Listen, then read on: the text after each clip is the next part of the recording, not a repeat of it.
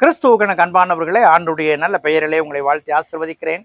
இறைவன் தந்த இந்த புதிய நாளின் நன்மைகளும் மேன்மைகளும் உங்களை தாங்கி ஆசிர்வதிக்கட்டும். தியானத்திற்காக ஒரு வசனத்தை உங்களுக்கு முன்பாக வைக்கிறேன். அது மத்தேயு நற்செய்தி நூல் 5ஆம் அதிகாரம் 44வது வசனம்.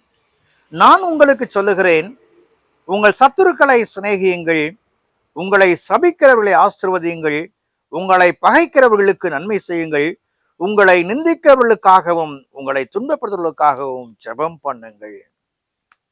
என்ன அற்புதமான வார்த்தை, which we cannot practice.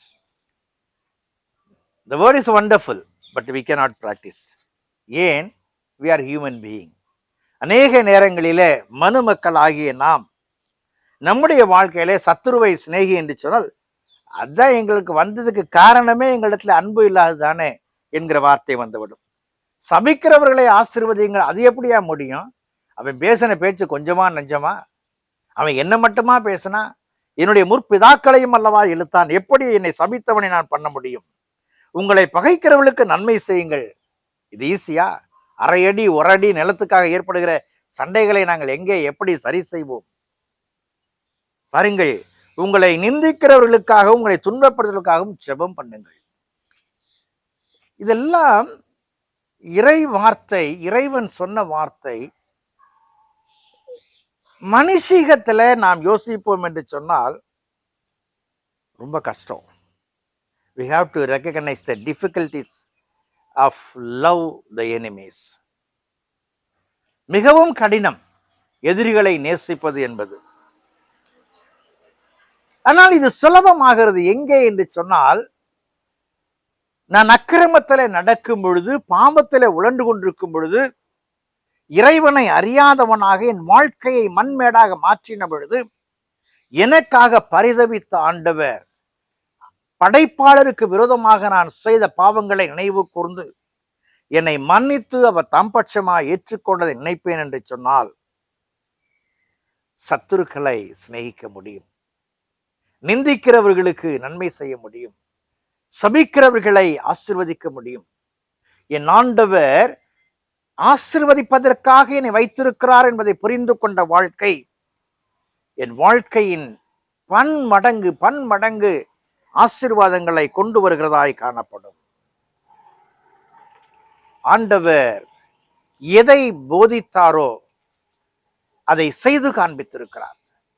என் ஆண்டவர் செய்து காண்பித்ததை நாம் நினைவு கூறும் பொழுது, என் ஆண்டவருக்காக நான் என்ன செய்ய முடியும்? என் ஆண்டவர் கொடுத்த கட்டளை நிறைவேற்றுவதற்கு பிரயாசப்பட வேண்டும். சத்துருக்களை சிநேகிக்கிற ஒரு மன பக்குவத்திற்கு நேராக வர வேண்டும். சொல்லுவாங்க ஒரு கதை, ஒரு மனுஷன் காட்டு வழியா நடந்து போயிட்டு இருந்தான். இவனை பார்த்த மாத்திரத்துல ஒரு புலி அவனை துரத்த ஆரம்பிச்சிருச்சு.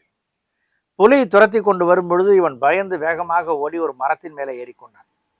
அவன் மரத்தின் மேலே அமர்ந்து கொண்டதும், கீழே வந்து அமர்ந்து கொண்ட புலி, நீ கீழே இறங்கும் பொழுது நான் உன்னை சாப்பிட்டு விடுவேன் என்று சொன்னது. தற்செயலாக மரத்தின் மேலே பார்த்த பொழுது அங்கே ஒரு குரங்கு அமர்ந்திருந்தது.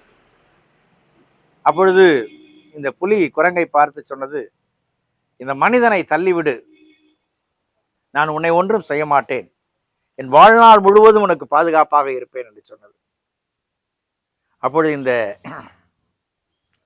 குரங்கு சொன்னது, என்னிடத்துல தஞ்சம் அடைந்தவர்களுக்கு நான் இடையூறு செய்ய மாட்டேன் என்று சொல்லி. சற்று நேரம் ஆயிற்று, குரங்கு கண்ணையர்ந்தது. அப்பொழுது புலி மனிதனோடு பேச ஆரம்பித்தது. என்ன, நீ அந்த குரங்கை தள்ளிவிட்டால் நான் உன்னை ஒன்றும் செய்ய மாட்டேன் என்று சொல்லி. உடனடியாக மனிதன் மெதுவாக போய் அந்த குரங்கை கீழே தள்ளிவிட, தூங்கும் பொழுது தள்ளிவிட முயற்சித்தான். அது கிளையை உறுதியாய் பற்றியிருந்தபடினாலே தப்பித்துக் கொண்டது. அப்பொழுது கீழே இருந்த புலி சொன்னது, பார்த்தாயா, நீ அவனுக்கு எவ்வளவு உண்மையாய் இருந்தாய், ஆனால் அவனுக்கு உன்னிடத்துல உண்மைத்தன்மை இல்லையே, ஆகவே இப்பொழுதாவது நீ அவனை கீழே தள்ளிவிடு என்று சொன்னது. அப்பொழுது குரங்கு புலியினிடத்துல சொன்னது, உத்தமர்கள் மற்றவர்கள் இழைக்கும் கொடுமையை, துன்பத்தை, இடர்களை பொருட்படுத்த மாட்டார்கள். எனக்கு தீமையே செய்தாலும் கூட என் மார்க்கம் மற்றவர்களுக்கு கெடுதலை உண்டாக்க விரும்பவில்லை என்பதை அது குரங்கு உணர்த்தியது. அன்புக்குரியவர்களே, ஆண்டவர் சத்துருக்களை சிநேகியுங்கள் என்று சொல்லுகிறார். இன்றைக்கு இந்த உலக வாழ்க்கையிலே நம்முடைய சிநேகம் எப்படிப்பட்டதாய் காணப்படுது? நம்முடைய வாழ்வு நிலை எப்படி காணப்பட்டதாய் காணப்படுது? our integrity is like a monkey's integrity or the worldly pleasure integrity. உலக ஆசா பாசங்களுக்காக விற்று போட்ட உத்தம தன்மையாய் காணப்படுகிறதா? சிந்திப்போம். கடவுள் நம்மை வழிநடத்துவார். செபம் செய்வோம். பரிசுத்தமும் கிருபையும் நிறைந்த நல்ல ஆண்டவரே, இந்த நாளுக்காய் இந்த வேளைக்காய் நன்றியோடு துதிக்கிறோம், ஸ்தோத்திரிக்கிறோம். நாங்கள் நீர் எங்களிடத்தை எதிர்பார்க்கிற உத்தமத்தை, சத்துருக்களை சிநேகிக்கிற பண்பை, சபிக்கிறவர்களை ஆசீர்வதிக்கிற பண்பை நாங்கள் ஏற்று செயல்பட உதவி செய்யும், எங்களை பலப்படுத்தும். இந்த நாளிலும் கூட கர்த்தாவே, தேவையோடு இருக்கிற மக்களுக்காய் நாங்கள் செபிக்கிறோம். தடமாறின மக்களுக்காய் செபிக்கிறோம்.